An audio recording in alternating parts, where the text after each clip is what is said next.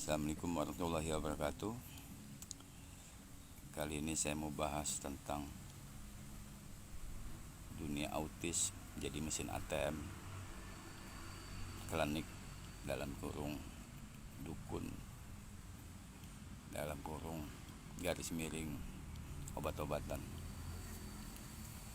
Saya maklumi karena sebagai orang tua kita pengen anak kita cepat-cepat normal seperti anak umumnya. Cuma kadang ada satu hal, kalau memang sudah ada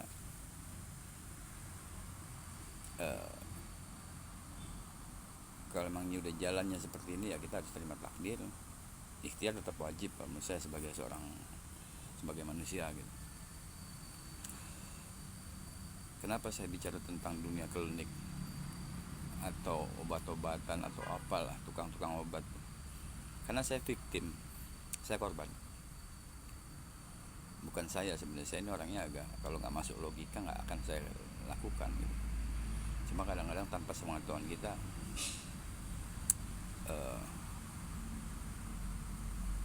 istri kita atau mertua kita tuh tiba-tiba ngambil keputusan sepihak kan gitu. Saya ngerti karena dia merasa cucunya kan gitu, supaya cucunya cepat-cepat normal seperti anak-anak lainnya. Saya paham. Maksud saya cerita seperti ini supaya apa yang terjadi di kami itu tidak terjadi di bapak, mumpung bapak ibu ini masih, anak-anaknya masih kecil. Dan saya yakin banyak hal-hal yang begini, karena dari beberapa kawan saya di tempat-tempat terapis, saya suka ketawa begini dengar ceritanya gitu. Ada yang kasus misalnya tiba-tiba saya lagi di rumah, enak-enak lagi di rumah, baru pulang ngurusin usaha saya, tiba-tiba mertua di kampung ngebel minta kirimin duit buat beli kambing 2 ekor, alasannya buat rano, potong kambing gitu. Saya datang ke dusun. Metodenya ada yang halus, ada yang kasar, ada yang dengan bacaan ayat-ayat ini, ada yang ujung-ujungnya belanja itulah kita. Jadi balik-balik ini medis, Pak. Ini medis, penanganannya harus medis. Begitu pula dengan obat. Ampun. Mertua kakak ipar saya pernah belikan, emang bukan uang saya, datang rumah belikan kupluk harga 2.500.000 plus besi apa supaya mengurangi ion-ion di dalam tubuh atau apa, racun-racun dalam api. Itu 4,5 juta. Nihil. Sampai yang jualnya saya tegur, ini Korea punya, saya bilang. Dulu perusahaannya saya yang handle, saya bilang, waktu di Jakarta. Saya sebutkan perusahaan yang saya handle. Kaget orang tuh. Cuman karena saya merasa bukan saya yang beli, ini bisa biarin aja, saya ketawa aja. Jadi orang-orang seperti ini kayak mertua saya kan orang-orang zaman dulu, dunia klinik itu masih dipakai. Ya kalau kita biarin dulu, baru kita tegur, kita bilangin ke istri kita, jangan, sudahlah. Yang terakhir, pijat, hati-hati dengan pijat, Pak.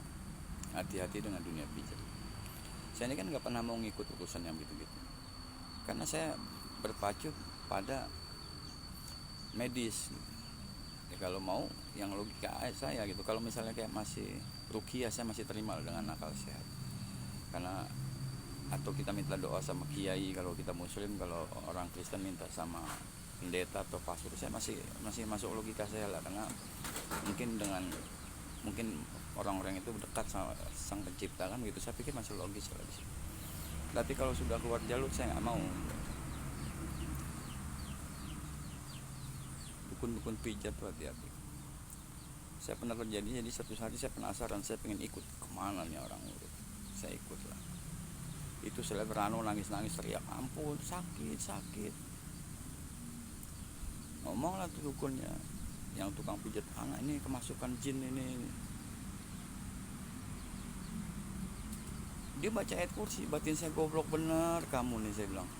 Itu dukun, masa baca ayat kursi, setan gak kabur-kabur, bodoh bener keyakinan kamu, saya bilang.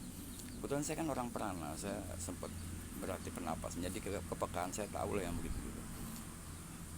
Saya bilang, alangkah bodohnya kamu, saya bilang. Langsung saya tegur istri saya, nggak usah datang ke sini lagi, sudahlah. sakit, anak kamu kesiksa. Saya lihat pada merah semua punggungnya tuh jadi siksa pak. Udah saya bilang kalau ini mau diobatin, pijatnya itu pijat saraf yang dia lembut gitu kan. Akhirnya semenjak itu saya ambil alih pak. Saya ambil alih waktu, wah saya bilang nggak benar ini cara pijat seperti ini. Jadi maksud saya kalau ada bapak-bapak, ibu-ibu yang punya anak, pijat ini dilihat juga, jangan pijat orang pijat patah tulang suruh pijat anak-anak berkebutuhan khusus speech delay. Karena kalau bapak ketemu orang yang ahli saraf, pijat-pijat lembut, dia tuh, atau orang-orang terapis lah, dia tuh lembut mijatnya. Itu loh.